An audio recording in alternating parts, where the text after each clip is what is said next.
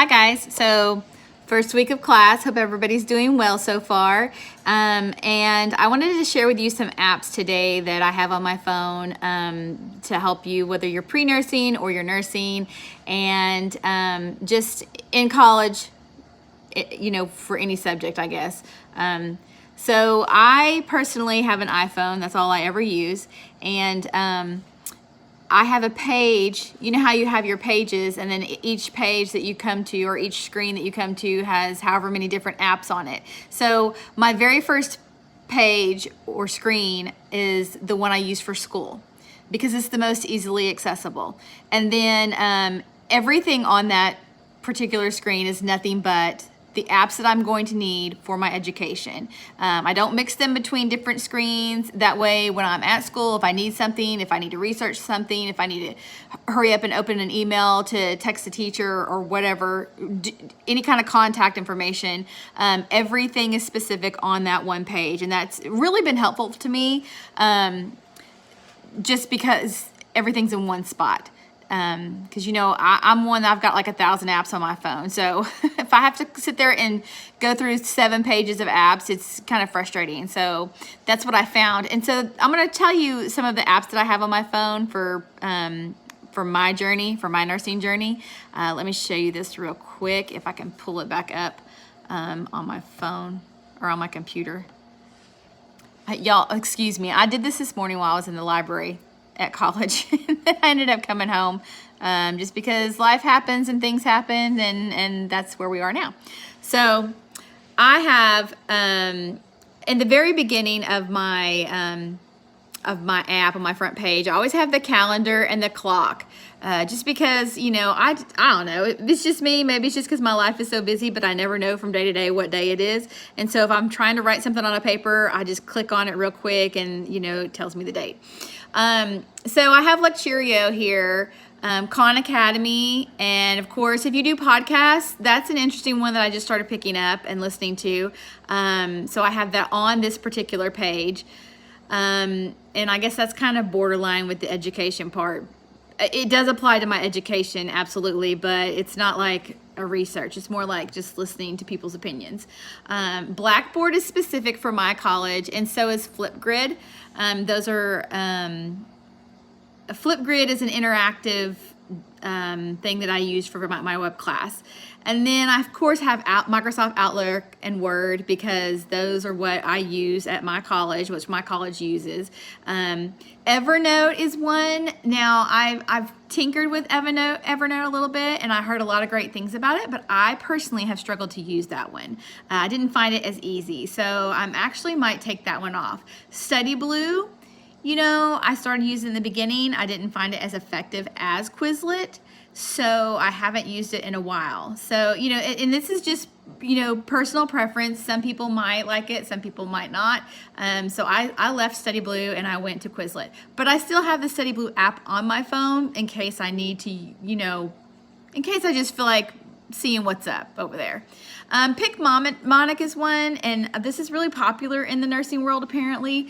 However, when I went to do it, I just wasn't I don't know. I don't want to say I wasn't super impressed. It didn't click for me, and there is a charge for it. And I didn't want to have to pay for something that just really didn't totally, click with me. Of course, I have an NCLEX app. You have one for RN and PN. I have them both on my phone just so I can switch back and forth. UWorld is more towards medical students. And UWorld also inside of that has PN ready to get you ready for your boards and stuff. And then of course TEAS Mastery, because I still am about to take my TEAS. Now I'm going to go from here and go into, so one of the things, and I didn't have Anki on there. Did I not have Anki on there? Oh my gosh. Anki, guys. You have to have Anki. Do that right now. So Anki is a flashcard system, and basically, let me show you this. This is like, it's a flashcard system. It will have this star on it, and that is one thing that you definitely want to get. It is, you're like, oh, flashcards, whatever. They're all the same. No, not this program. This program actually will it does this analytical thing with how you study, and if you're really good at it, or if you need still help on that one particular card, and then it like shuffles it for you and brings it back, and it has all these analytical breakdowns for you as to what you need to study, what you need to study more. You know, either you got it, or hey, look, you didn't get this one as quick as you got the other ones. You need to go back and practice. So I really, really like that. And I've noticed that a lot of the medical students use Anki. So I trust it, and I've loved using it so far. I've only been using it a few weeks because school just started back, and this is my first opportunity to use it, but I really like it. And then, of course, Khan Academy. This is kind of what you come to when you first come to that page, and it just like you'll just go in and say what you are, and then it'll take you to wherever. Khan Academy has a lot of videos. I used it some for my anatomy and physiology class, but I honestly use more of the stuff on YouTube from other professors than I do Khan Academy. Khan Academy is great, don't get me wrong, and it's definitely one that you should put on your phone. I don't know, it's just personal preference, really. And then, of course, the UWorld, I didn't show you guys that one. So this was like if you're doing MCAT or SAT or anything like that. This has everything that you might need. And then, of course, to help you pass any of your exams that are going to be super important. There's one on there for NCLEX. I swear it'll come across here in a minute, but whatever. And then, of course, you have the Lecturio. So you'll have to go in, and this one, again, is not free. If you go in, hang on just a second. We're going to see. I tried to sign in with my Google account. So we're going to see if it actually takes us there. Probably not. And it may be one that has, okay. So you have to go through a whole series of stuff. Anyway, YouTube, of course, is the best for whatever you need. You can literally type your textbook in on YouTube. I did this for anatomy and physiology, and my AP1 teacher was phenomenal, like the best in the country. He cannot be topped. He was that good.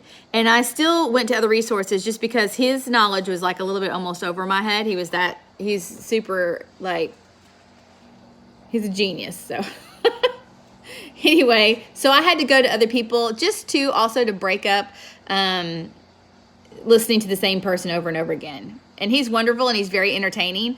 But I just needed more. I just needed more of a different way of it being taught.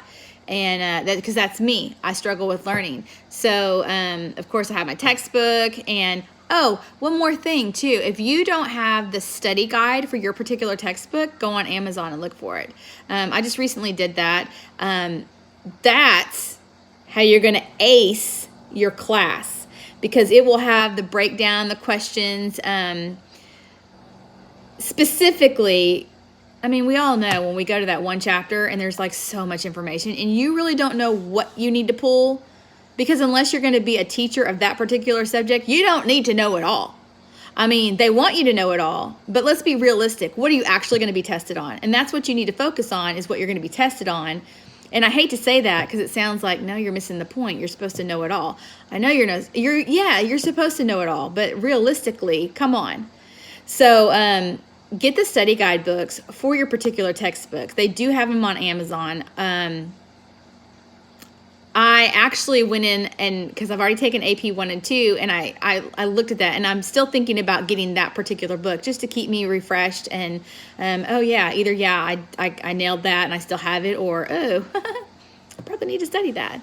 So anyway, those are some apps that that would be beneficial to you. Going back to the podcast real quick. I mean, I'm new to doing podcasts, so I have like 1,000 downloaded on my phone. It's ridiculous how many I have. And I've just started getting into that. And I listen, and there are some of them that I instantly know this is not going to help me. Delete it. And there's some that talk about certain medical conditions, just the manner in which they talk. Now listen, guys, I'm going to tell you, I was not raised in a medical home. I didn't have a mom and dad that were in the medical field. I didn't have, doctors and nurses around me. I didn't have the language. I didn't have the jargon. I didn't just hear conversations about it. Except for what I personally went through myself, I had no experience, no former knowledge. So when you step into the medical world and you've not had any kind of experience in it, it is a whole new world. You have to learn a different language. There is a different, just the dialect's different and how people think it's different. It's a lot of critical thinking. And just Google how to critical think. There's like tons of stuff on there, and it'll go all across the board, all across the spectrum of how you do that. They will teach you that in nursing school, how to actually do that. So don't panic too much. But I want to just kind of let you know that the podcast could be very beneficial to you if you have time to listen. So what does that mean? Do I have time to listen? Like for me, I have to travel an hour one way to school. So if I only go to school and back, that's a 2-hour drive where I have some time to either re-listen to lecture or, I can use that as my downtime and kind of decompress and listen to the radio.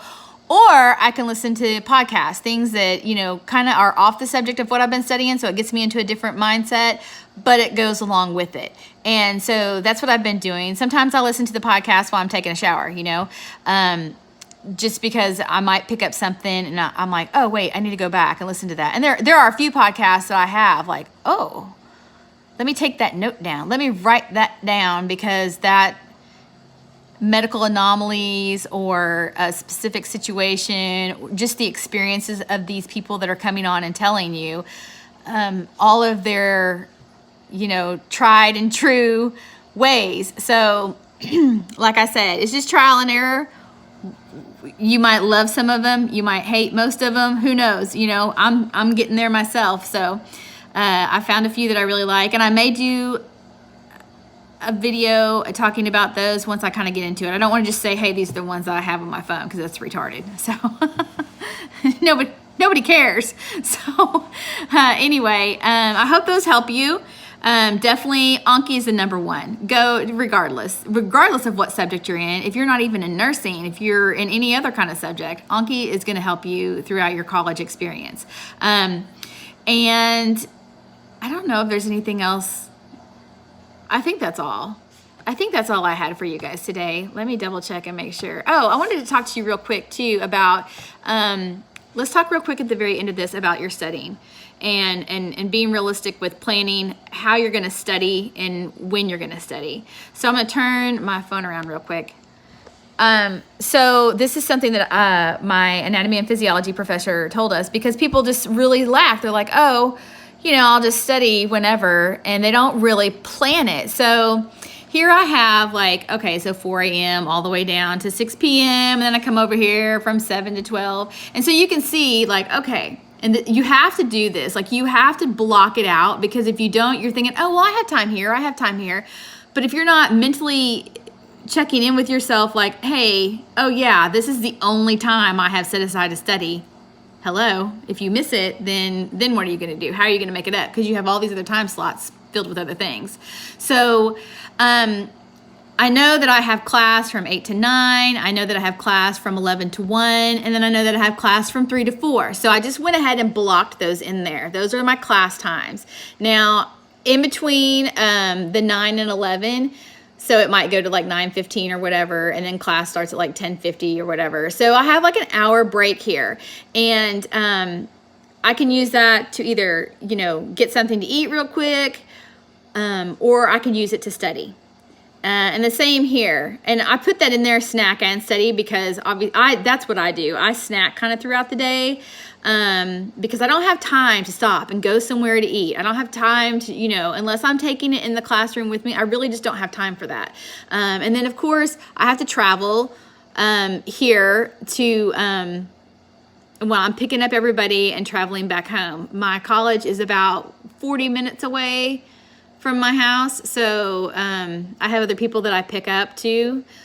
And then of course at 6 p.m., obviously, if you have a family, that's your dinner time with your family. And then when are you gonna clean up? So I just have like, you know, in this hour, I'm gonna be doing house cleaning, getting things ready for the next day, whether that's my husband's lunch, my lunch, you know, anything for the kids, any kind of, you know, laundry that might need to be done. And then, you know, I just kind of, this is so silly, but like, I'm like, oh, showers at 9 and bedtime at 10. Now, realistically, that never happens like that. But, and then this chunk of time right here, because during football season, this will be totally tied up with football. So if the game starts at 5:30 or 7, then that's when it starts. And then we usually don't get home sometimes between 10 and midnight. It depends on where the game is located and all of that. So it's crazy time sometimes in football season. And then over here, so then you have like from midnight to 4 a.m., that's 4 hours. And we all know really that we need 8 hours to sleep. So, you know, I have to have my full 8 hours. I know there's people that can do, oh, I can get in 6, or, oh, I only sleep for 2 hours. Not me. That is, I don't know how people do that.